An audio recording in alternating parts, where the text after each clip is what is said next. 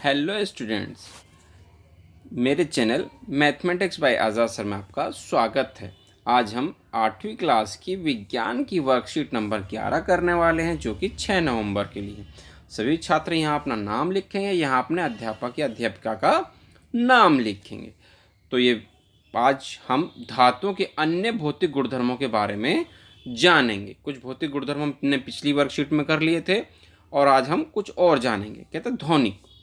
धातुओं से बनी वस्तुओं को जब कठोर सतह से टकराया जाता है तो एक रिंगिंग ध्वनि उत्पन्न करती है, इसलिए धातुओं को ध्वनिक कहते हैं।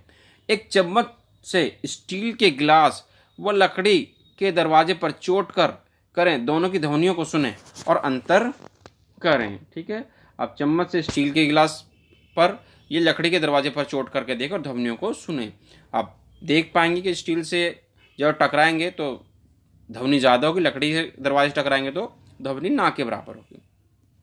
दूसरा, विद्युत सुचालक या कुचालक। इस गुण को एक गतिविधि के द्वारा समझते हैं। बैटरी, बल्ब व तार को दिए गए चित्र के अनुसार जोड़कर परिपथ बनाइए। आपको बैटरी दी गई है, बल्ब दिया गया है, ठीक है, तार दिया गया है आपका, ठीक है, बैटरी है आपकी। अब बारी बारी से परिपथ के ए व बी सिरों को जोड़कर जांच करें कि बल्ब जला या नहीं जला। अब बारी बारी से तालिका में दिए गए प्रत्येक पदार्थ को ए तथा बी के बीच जोड़ें और देखें कि परिपथ में लगा बल्ब जला या नहीं, और तालिका में लिखें जिन पदार्थों में विद्युत का प्रवाह होता है वह पदार्थ विद्युत। ठीक है, पहले तालिका में हम लिख देते हैं, अगला पैरा हम बाद में पढ़ते हैं। तो देखिए क्या कहती है तालिका में, कैसे देखेंगे हम। ये देखिए तालिका में क्या है जी हमारा बेटा, तालिका हमें दे रखी है।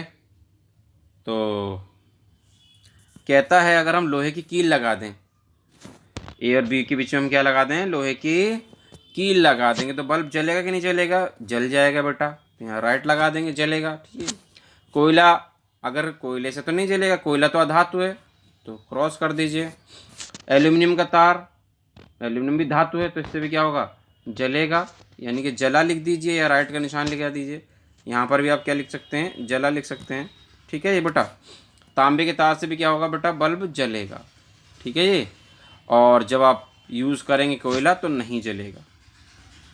ठीक है बेटा, नहीं जला। ठीक है, क्योंकि कोयला क्या है, अधातु है। आगे देखिए बेटा, कहते हैं जिन पदार्थों में विद्युत का प्रवाह होता है यह विद्युत के सुचालक कहलाते हैं। जैसे कि लोहे की कील, एल्यूमिनियम, तांबे का तार, ये विद्युत इसमें से गुजर गई तो ये क्या कहलाते हैं, विद्युत के सुचालक कहलाते हैं। इसके विपरीत जिन पदार्थों में विद्युत का प्रवाह नहीं होता है यह विद्युत के कुचालक कहलाते हैं। जैसे कोयले में विद्युत का प्रवाह नहीं होगा तो ये विद्युत के कुचालक कहलाएंगे। सामान्यतः विद्युत धातुएं विद्युत की सुचालक होती हैं। ज़्यादातर जो धातुएं होती हैं विद्युत की क्या होती हैं, सुचालक होती हैं, और अधातु जो होती हैं विद्युत की कुचालक होती हैं। परंतु ग्रेफाइट एक ऐसी अधातु है जो विद्युत की सुचालक है। ठीक है, ज़्यादातर धातुएं क्या होती हैं, कुचालक होती हैं, लेकिन ग्रेफाइट एकमात्र ऐसी अधातु है जो विद्युत की सुचालक होती है। ठीक है, आगे देखो बेटा, उष्मा के चालकता, उष्मा की चालकता देखिए। अब हम उष्मा की चालकता में क्या देखेंगे बेटा, उष्मा यानी कि आपकी जो गर्मी होती है उसका चालन देखेंगे। कहते हैं पिंकी की मम्मी कढ़ाई में हलवा बना रही थी, तभी दरवाजे की घंटी बजी। वह चम्मच को कढ़ाई में ही छोड़कर दरवाज़ा खोलने चली गई। हलवा बना रही थी, दरवाजे की घंटी बजी, चम्मच को कढ़ाई में छोड़ा और दरवाज़ा खोलने चली गई। वापस लौटकर उन्होंने जैसे ही चम्मच पकड़ी तो उनकी चीख निकल गई। क्यों निकल गई आप समझ गए होंगे, क्योंकि जो चम्मच था वो स्टील का बना हुआ था, स्टील से बना हुआ तो क्या होगा भैया जी, विद्युत का सुचालक होता है, उष्मा का भी सुचालक होता है। उष्मा क्या होती है, एक छोर से दूसरे छोर तक चलती है, तो उसके दोनों छोर गर्म हो गए थे तो मम्मी ने पकड़ा तो उनको जल गया उनका हाथ, इसलिए उनके मुंह से क्या निकल गई, चीख निकल गई। कहता धातुओं के एक सिरे को गर्म करने पर उष्मा गर्म सिरे से ठंडे सिरे की ओर स्थानांतरित होती है। ठीक है बेटा, यही लिख दिया इन्होंने। कहते इसलिए धातुएं क्या होती हैं, उष्मा की सुचालक होती हैं। अधातुओं में उष्मा का चालन नहीं होता, वह उष्मा की क्या होती हैं, कुचालक होती हैं। ठीक है बेटा, अधातुओं में उष्मा का चालन नहीं होता, वह उष्मा की कुचालक होती हैं। कहता है निम्नलिखित प्रश्नों के उत्तर दीजिए। पहला प्रश्न देखिए बेटा, कहता तवा लोहे का बना होता है, हम जानते हैं लोहे का बना होता है, जबकि उसका हैंडल पर लकड़ी लगी होती है, उसके हैंडल जो होता है लकड़ी लगी होती है। ऐसा क्यों होता है, क्योंकि हम जानते हैं बेटा लकड़ी जो होती है उष्मा की कुचालक होती है, इसलिए तवे के हैंडल पर क्या लगी होती है, लकड़ी लगी होती है। ठीक है, क्योंकि अगर लकड़ी नहीं लगी होगी तो हम मम्मी जो है उसको आसानी से इधर उधर उठाकर नहीं रख सकती अगर वो गर्म होगा तो। ठीक है, गर्म में भी इधर उधर उठा के रख सकें, इसलिए क्या लगी होती है, लकड़ी लगी होती है। और लकड़ी क्या होती है, उष्मा की कुचालक होती है, तो उसका हैंडल जो गर्म नहीं होता। तो देखते हैं बेटा इसका उत्तर किस तरह से दिया है हमने।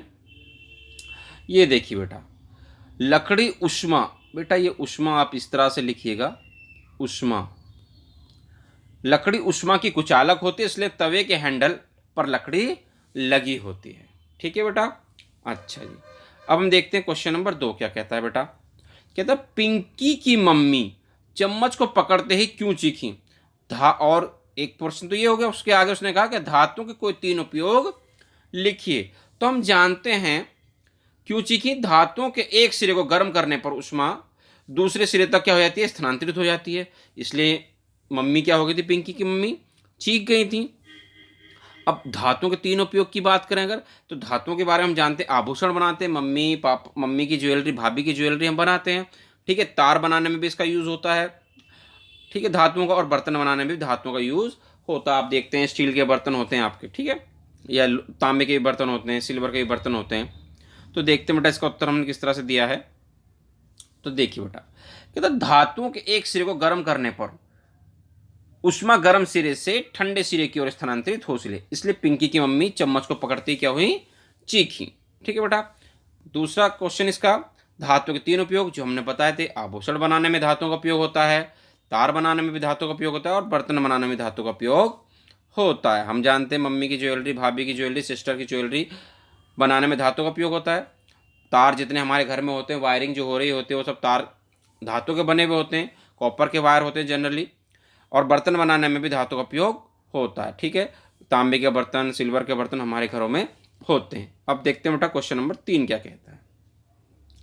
3 कहता है बेटा विद्युत और उष्मा के सुचालक किन्हें कहते हैं, परिभाषित कीजिए।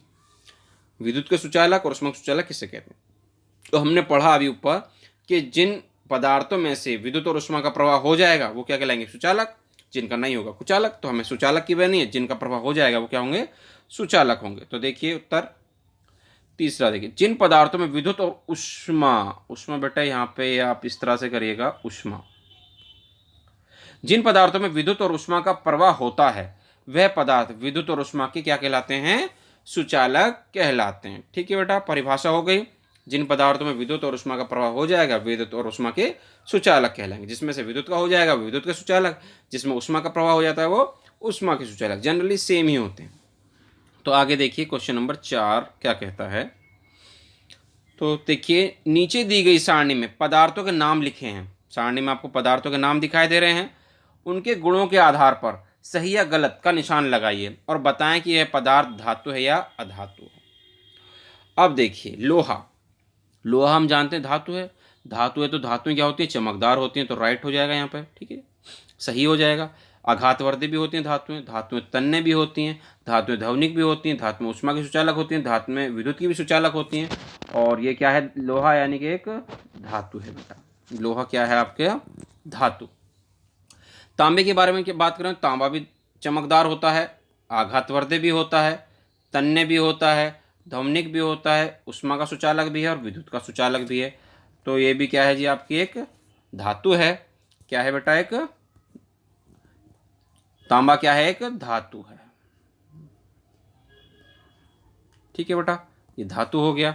उसके बाद कोयले की बात करें तो कोयला तो अधातु में आता है, हम जानते हैं। तो ना तो ये चमकदार होता है, ना ही ये आघातवर्ती होता है, ना ही ये तन्य होता है, ना ये ध्वनिक होता है, ना ही उष्मा का सुचालक, ना ही ये विद्युत का सुचालक। तो ये क्या होता है बेटा, आपका एक अधातु। क्या लिख देंगे, अधातु लिख देंगे। ठीक है बेटा।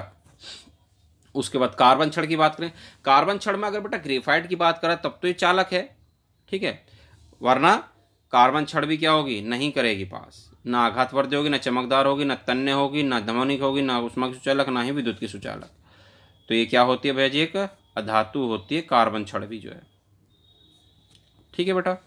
एल्यूमिनियम की बात करें, एल्यूमिनियम तो धातु हम जानते हैं, तो चमकदार भी होगी, आघातवर्ती भी, तन्य भी, ध्वनिक भी, उष्मा की सुचालक भी और विद्युत की सुचालक भी। ठीक है। एल्यूमिनियम क्या होती है बेटा? धातु होती है। तो क्या लिख देंगे यहाँ पे? धातु। इस तरह से बेटा आपकी आज की वर्कशीट क्या होगी विज्ञान की पूरी होगी। उम्मीद करते हैं आपको अच्छे समझ में आ गई होगी। तो वीडियो पसंद आई तो वीडियो को लाइक करना, शेयर करना और कमेंट करना।